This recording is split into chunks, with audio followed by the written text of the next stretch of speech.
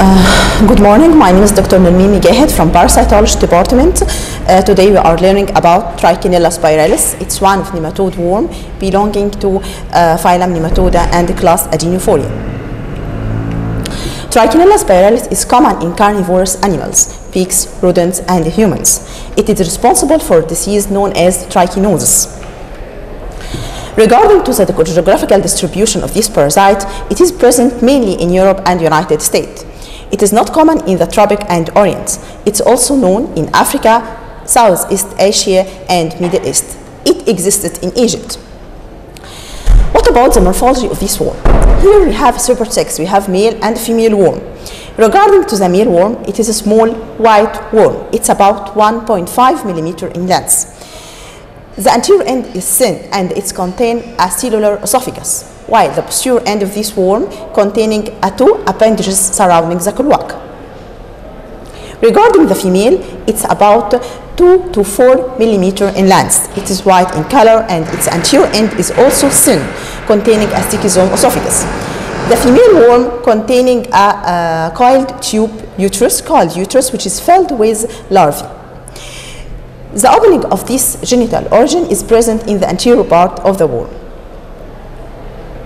Okay, and as you see here, it is a stichosome esophagus or the cellular esophagus of the female with a single set of genitalia.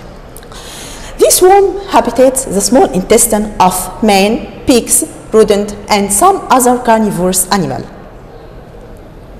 What about the life cycle and how we can get the infection by this worm? Okay, usually one host is needed to, one host here act as both intermediate host and definitive host for the parasites. Okay, for example, man, pigs, and rodents. As the adult form and larval form are present in different parts of the body. For example, the adult form are present in the small intestine, while the larval stage is present in the human, in the tissue of the body. Okay, but in nature we need two hosts to complete its life cycle. Two hosts, for example, pigs and rodents. Okay, in the domestic cycle, pigs are infected from ingestion of the muscle of infected rats. Okay, and also from ingestion of garbage of rats.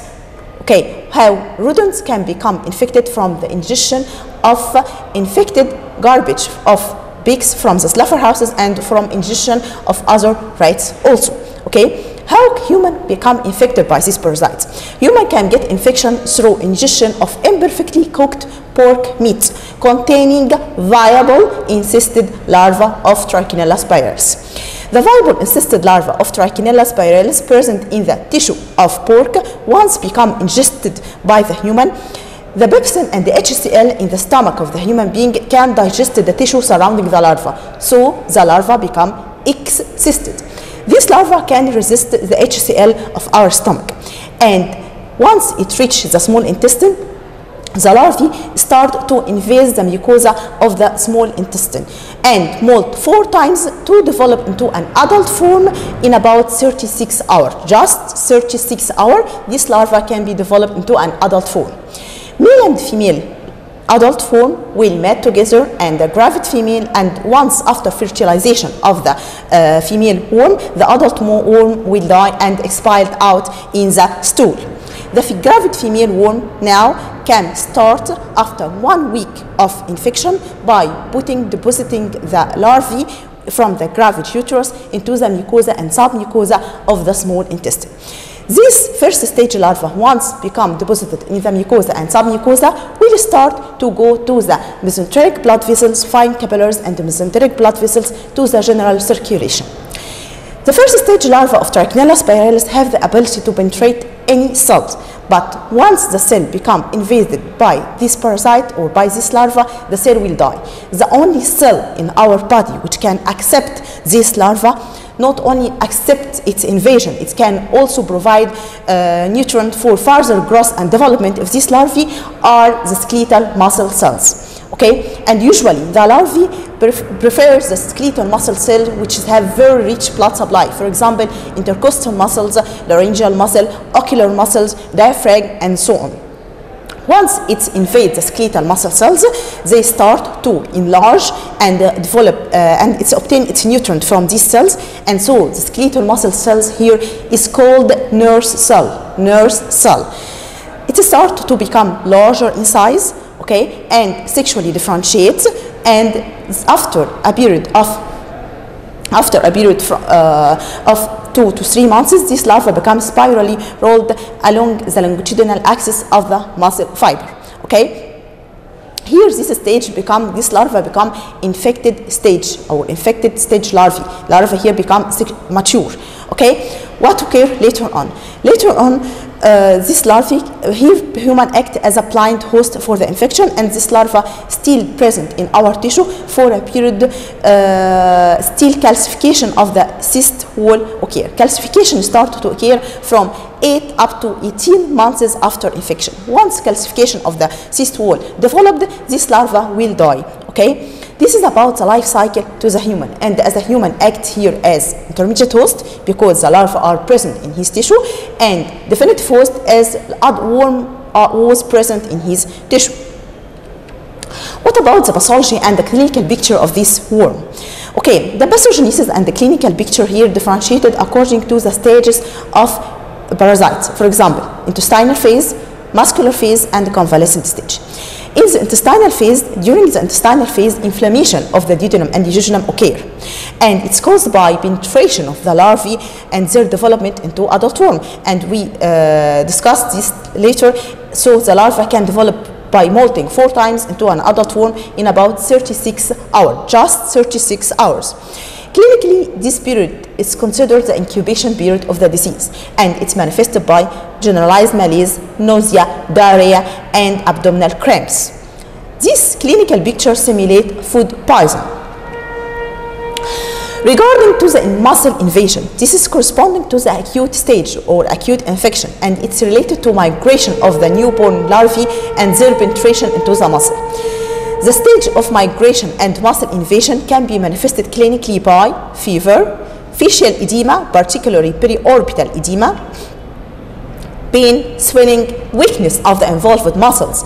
Damage of the muscles may cause difficulty in eye movement, breathing, chewing, swallowing, according to the affected muscle. For example, if it affects the ocular muscle, this patient has the inability to open his eyes. Okay, if it affects respiratory and the intercostal muscle, there is difficulty in breathing. Okay, it affects the chewing muscle. This patient will be unable to chewing and swallowing well, leading to dropping of saliva. Okay, myocarditis and encephalitis sometimes can occur here, and this is fatal complication. Okay. Usually, this muscle invasion stage is associated with peripheral eosinophilia. The convalescent stage, and this is related to the chronic stage of the disease, it is related to encapsulation of the larvae. The larvae will become encapsulated along the longitudinal axis of the skeletal muscle cells. Here, the fever subsides and the muscle symptom will disappear. However, death can occur due to encephalitis and myocarditis in this stage. So we now know about this worm. It's one of nematode worm. We know what is the life cycle, and the human act as both intermediate host, definitive host, and blind host in the same time. Okay, how can I diagnose this condition? Really, diagnosis is difficult in case of Trichinella spiralis, okay, but not easy for a clinician to diagnose trichinosis in early stages because it simulates food poisoning, for example. But by history taking of what type of food was taken by the patient, for example, ingestion or eating pork, existence of more than one case in the family, okay, raising eosinophilia associated with fever, muscle pain, edema to the face, and myositis are very suggestive. What about the laboratory investigation that shall I do for this patient? We have 2 types of investigation, either direct technique or indirect technique. In the indirect technique, we have immunological technique. Number 1, we have what's called intradermal test. The intradermal test is a skin sensitivity reaction of type 1 hypersensitivity reaction. It is positive reaction which appear within 15 minutes after injection of a diluted antigen of Trichinella spiralis subcutaneously. Okay, this reaction start to be positive 3 weeks after the primary infection. Okay, and the reaction of indurated red skin will persist for 10 days. Other serological tests which is available in the lab: indirect fluorescent antibody test and ELISA. What about the direct method? We have a muscle biopsy. This is rarely employed. It remains an accurate diagnostic test. It is direct technique are usually more specific than indirect technique. Sample can be taken from deltoid or gastrocnemius muscle. Part of the muscle will be examined unstained. For example, here you can see the larva. Okay, it's enrolled within the musculoskeletal muscle, and the part of will be stained